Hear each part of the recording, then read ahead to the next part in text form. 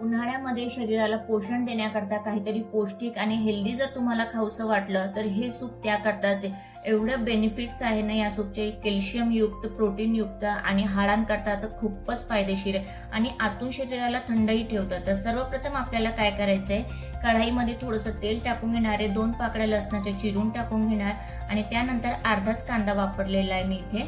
आणि कांदा आणि लसणाला थोडंसं परतून झालं की त्याच्यामध्ये थोडंसं मीठ आणि थोडंसं चिमूटभर हळद टाकणार आणि त्यामध्ये आपल्याला टाकून घ्यायचे पाणी. आता पाणी इथे मी भरपूर वापरणार आहे कारण शेवग्याच्या शेंगा आपल्याला इथे शिजून घ्यायचे, वाफवून घ्यायचे. तर मस्त याच्यामध्ये भरपूर पाणी टाकून घ्यायचंय आणि शेवग्याच्या शेंगाला असे छोटे छोटे तुकड्यांमध्ये मी चिरून घेतलंय आणि त्याची वरची जी साल आहे ती काढून घेतलेली आहे. आणि याला मस्तपैकी आपल्याला 5 ते 6 मिनिटं शिजू द्यायचे पाण्यामध्ये. तुम्ही बघू शकता किती मस्तपैकी शिजतायत आपले शेवग्या शेंगा आणि मीडियम फ्लेम करून झाकण ठेवून याला वाफू द्यायचंय.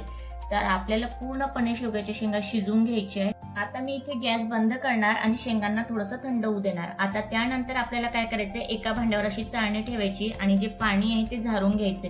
पाणी अजिबात फेकायचं नाही. आपल्याला सूप तयार करताना हेच पाणी वापरायचंय आणि जे शेंगा उरलेल्या आहेत त्याला मिक्सरच्या भांड्यामध्ये टाकून घेणार आणि आपल्याला याला मिक्सरमध्ये बारीक करायचंय. त्या अगोदर मी खूप सारी कोथिंबीर टाकणार आणि झाकण लावून मिक्सरच्या भांड्यामध्ये मस्त प्युरी फॉर्म मध्ये आपल्याला तयार करून घ्यायचंय.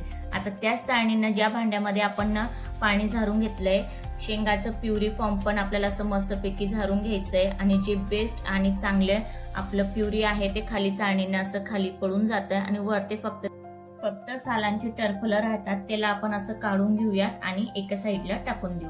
आता मस्तपैकी आपल्याला प्युरी तयार झालेली आहे. तर सर्वप्रथम आता मी इथे कढाई टेकवणार आहे गॅसवरती आणि कढाईमध्ये आपल्याला थोडंसं बटर टाकायचंय. बटर मस्तपैकी बटरमध्ये सूप कुठलंही छान वाटते. त्यानंतर अद्रक लसूणची पेस्ट टाकू शकता किंवा मग असं ग्रेट केलेलं अद्रक लसूणही तुम्ही टाकू शकता. आता जे सूप आपण काढून घेतले चाळणीनं चाळून ते पूर्णपणे याच्यात टाकून देऊ आणि याला कंटिन्यू आपल्याला गॅसवरती मीडियम फ्लेमवरती चालवायचंय, कंटिन्यू ढवळत राहायचंय आणि याला घट्टसर होईपर्यंत आपल्याला तयार करून घ्यायचंय. वरती जो असा फेस येतो ना तो चम्मचनं मी वरच्यावर काढून घेते, तुमची इच्छा. पण ते काढल्यानंतर आपलं सूप खूपच भारी आणि टेस्टी लागतं. तर ते फेस वरचा काढून घ्यायचा आहे. त्यानंतर मी इथे काळे मिरे असे कुटून घेतले. तर 1 चमचाभर काळे मिऱ्याची पूड आणि थोडंसं अर्धा चमचा मीठ टाकून घेतले. चवीनुसार तुम्ही कमी जास्त करू शकता आणि परत 1 मिनिट असं ढवळून घेतल्यानंतर आपलं घट्टसर पौष्टिक आणि हेल्दी सूप बनून तयार होऊन जातं. या उन्हाळ्यामध्ये तुम्ही हे सूप नक्की ट्राय करा. आतून थंडावा देणारा शरीराकरता हे सूप खूपच बेनिफिट्स वालं आहे, कॅल्शियम युक्त आहे, भरपूर विटामिन्स याच्यामध्ये मिळतात आणि शरीराकरता हे खूपच चांगलं आहे. पाचन शक्ती वाढवण्याकरता हे सर्वात भारी म्हटलं तर मोरिंगा सूप आजकाल खूपच चालू आहे ट्रेंडमध्ये. तर तुम्ही हे सोप्या रीतीनं बनणाऱ्या सूपची रेसिपी नक्की ट्राय करा आणि अशा सोप्या रीतीनं बनणाऱ्या रेसिपीज करता मराठी तडकाला आत्ताच सबस्क्राईब करून घ्या आणि व्हिडिओला जास्तीत जास्त लोकांपर्यंत शेअर करा. तर भेटूया पुढच्या रेसिपीमध्ये. तोपर्यंत धन्यवाद.